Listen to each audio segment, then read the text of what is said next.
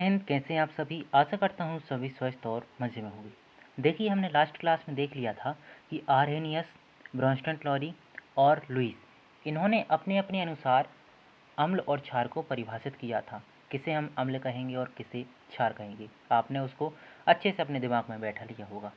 अब चलिए आगे बढ़ते हैं अगले कॉन्सेप्ट की तरफ और हम समझते हैं आखिर इंडिकेटर किसे कहते हैं। ठीक है, इंडिकेटर को हिंदी में कहते हैं सूचक। क्या बोलेंगे? इंडिकेटर को हम बोलते हैं सूचक। तो देखो, यहाँ से नाम से स्पष्ट क्या हो रहा है, इंडिकेटर या सूचक हम किसे कहेंगे। जैसे आप यहाँ पे तस्वीर में आप देखो तो क्या कर रहा है, एक फादर है, एक सन है, मतलब एक पिता है और एक उसका बच्चा है। अब ये बच्चा है ना, अपने हाथ से किसी की तरफ इशारा कर रहा है। किसकी ओर इशारा कर रहा है? भले ही इसको हो सकता है कोई खिलौना दिख रहा हो सकता है कोई झूला दिख रहा हो सकता है इसको मिठाई चाहिए हो, चॉकलेट चाहिए हो, उसकी ओर ये कर रहा है, इशारा कर रहा है।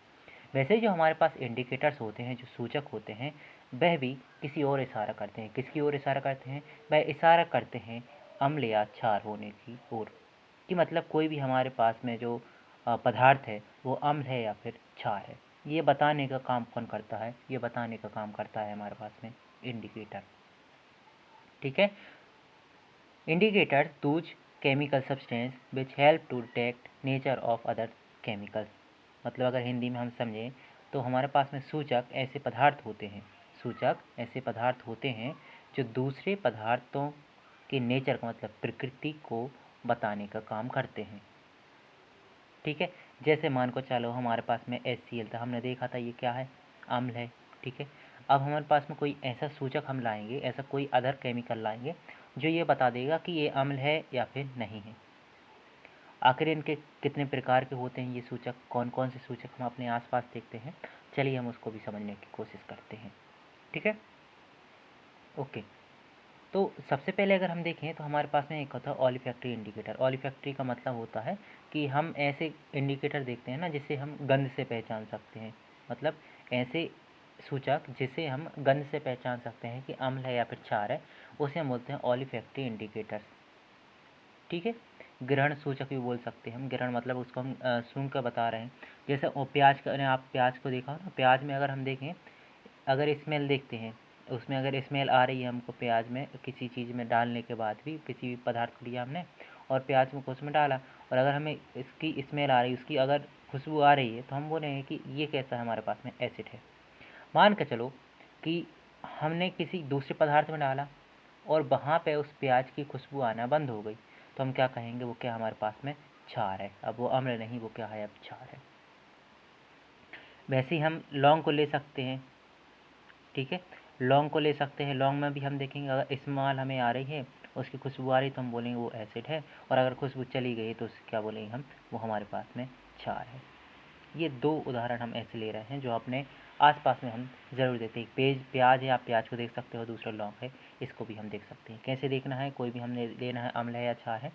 जैसे ये ले लिया हमने, एक कंटेनर में थोड़ा सा अम्ल ले लिया, उसमें हमने प्याज को डाल दिया। ठीक है, एक कंटेनर में थोड़ा क्षार ले लिया, उसको हमने प्याज में डाल दिया। देखो, अभी हम स्टार्टिंग में क्या करेंगे, स्टार्टिंग में उन चीज़ों को लेंगे जिसका हमें पता है अम्ल या क्षार है। जब यहाँ से हम डिटेक्ट कर लें कि हाँ ये हम पता कर चुके हैं कि इसमें अम्ल होता है या क्षार होता है, तो हम अदर ऐसे पदार्थों पर भी उपयोग कर सकते हैं जिसका हमें पता नहीं है कि ये अम्ल है या फिर क्षार है। ठीक है, ये तो थे हमारे पास में ऐसे पदार्थ थे जिसको हम क्या करते हैं, सूंघ के पता लगा सकते हैं कि वो अम्ल है या क्षार है। लेकिन कुछ ऐसे पदार्थ होते हैं जो हम टेस्ट करके ही बता सकते हैं, उसके साथ में अगर हम परीक्षण करें, तो ऐसे पदार्थ होते हैं, इसको हम बोलते हैं यूनिवर्सल। क्या बोलते हैं इसको? यूनिवर्सल। यूनिवर्सल ऐसे पदार्थ होते हैं जो क्या होते हैं, हर एक परिस्थिति बता दें कोई अम्ल है या फिर क्षार है।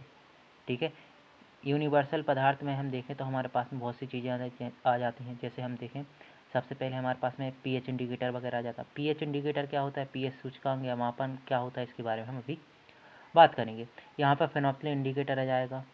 ठीक है, आपने गुड़हल का नाम सुना होगा, किसका नाम सुना होगा, गुड़हल का फूल का नाम सुना है, गुड़हल का फूल का नाम सुना है, तो गुड़हल का फूल भी यूनिवर्सल इंडिकेटर में आ जाएगा। ठीक है, और ये कैसे काम करता है चलिए हम जानते हैं। यहाँ पे आपके पास में क्या है, कुछ एसिड है और कुछ बेस है, वो लिखे हैं। इंडिकेटर क्या है हमारे पास में, सूचक है।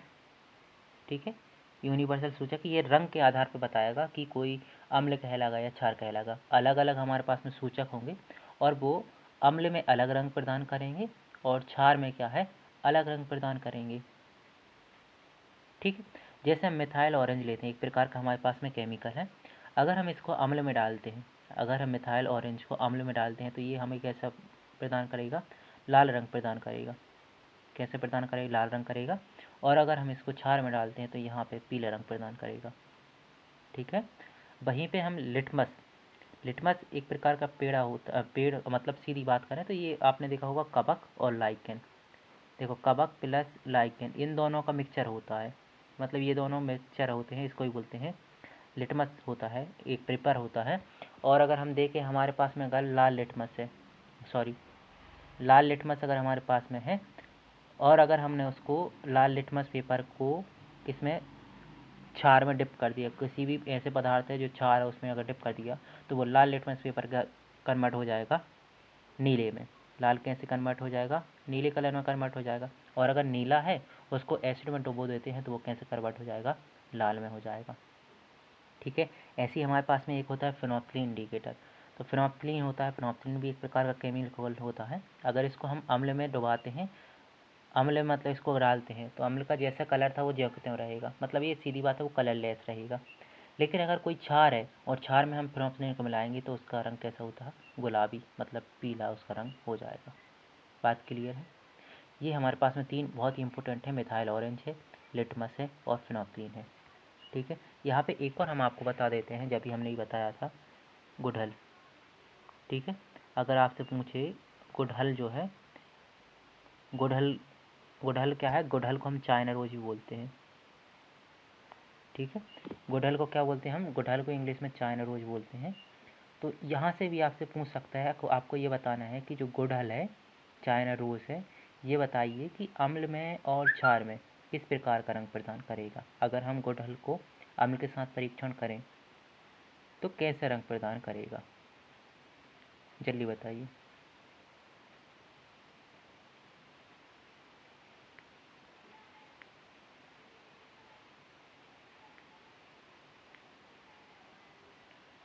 ठीक है, जैसे हमने गुड़हल का तो आपने फूल देखा होगा, गुड़हल को पेड़ को आप देखोगे तो क्या कहलाओगे, गुड़हल का पेड़ भी आप देखोगे। अगर हम अम्ल में इसको डालते हैं तो अम्ल में इसका रंग कैसा होगा, अम्ल में इसका रंग होगा लाल।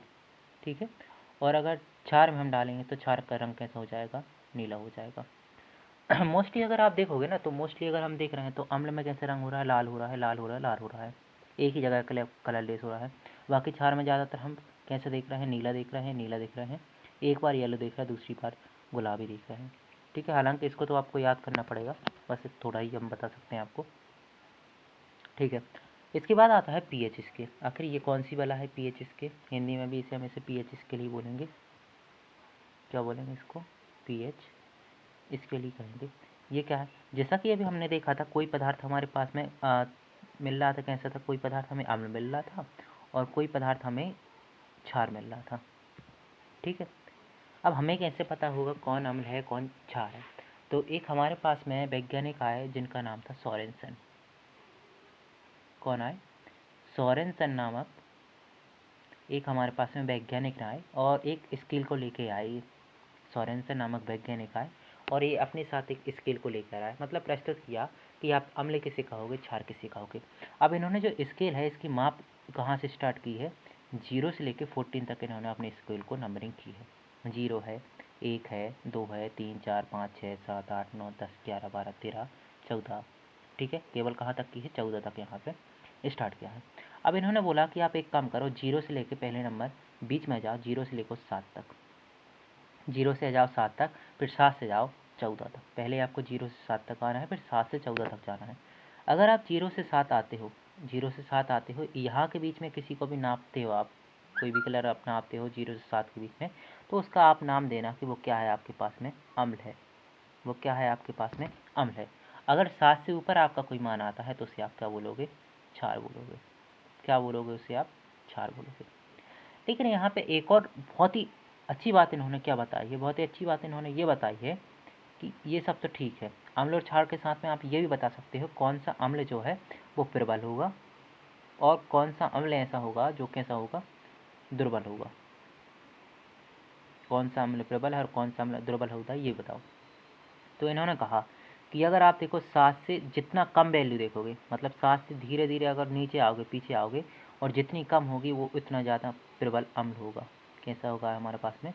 प्रबल अम्ल होगा। और 7 से जितना आगे जाओगे वो हमारे पास में प्रबल क्षार होगा। और जो 7 वैल्यू इन्होंने बताई, बिल्कुल 7 फिक्स अगर 7 आती है उसे हम बोलते हैं न्यूट्रल, मतलब उदासीन होगा। उदासीन का मतलब ये है ना तो उसका गुण अम्ल की तरह होगा, ना उसका गुण क्षार की तरह होगा। ठीक है, बात क्लियर है। इसको हम रब करते हैं और समझते हैं कि आखिर जो पीएच स्केल की वैल्यू इनने बताई है, जैसे सोरेन सर ने तो दे दिया कि पीएच स्केल होता है 1 से लेकर 14 तक होता है। अगर 7 से इस साइड आता है तो अम्ल बोलेंगे, और 7 से इस साइड आएगा तो हम क्षार बोलेंगे। लेकिन हमें ये बताओ तुम कि हम कैसे पता करें कि किसी पदार्थ की पीएच वैल्यू कितनी है? तो एक हमारे पास में आता है पीएच मीटर।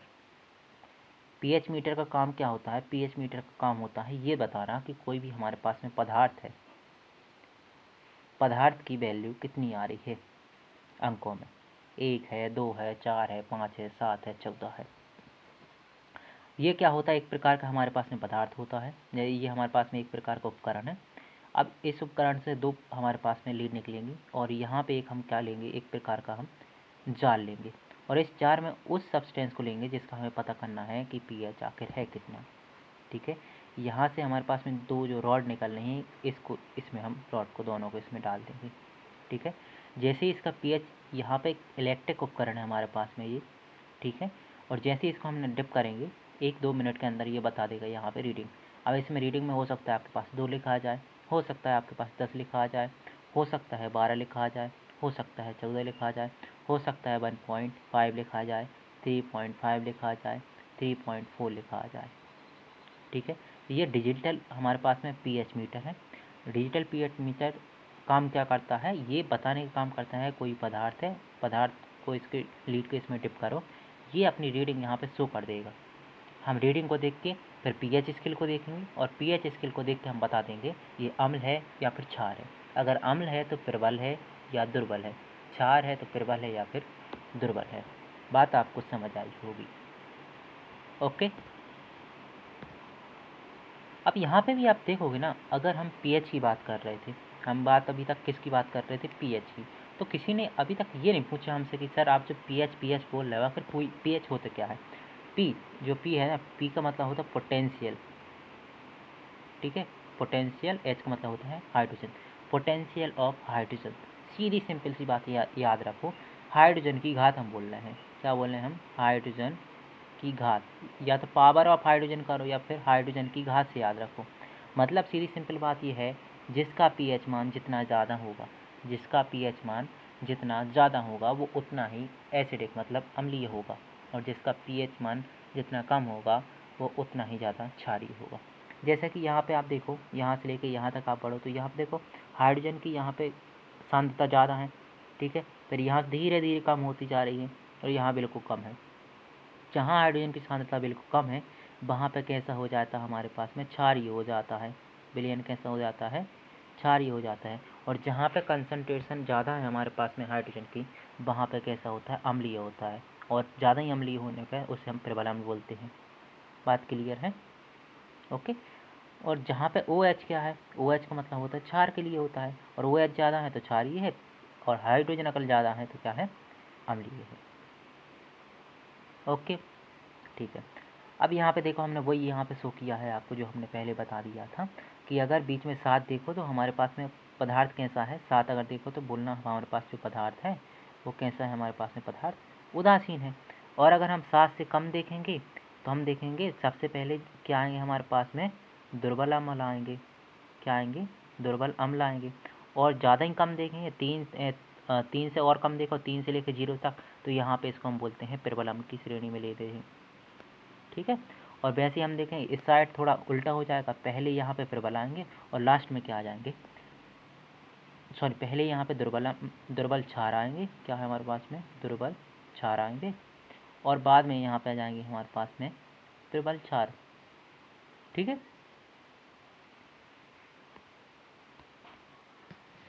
अब जैसे हम अपने आसपास ही देखें तो हम कई प्रकार के ऐसी चीज़ें हैं जो हम देख सकते हैं कि पीएच वैल्यू, और हमें ज़रूरी भी हो जाता है एग्ज़ाम के पॉइंट ऑफ व्यू से, बहुत चीज़ों के पूछ लेता है कि आप ये बताइए कि इसका पीएच है क्या।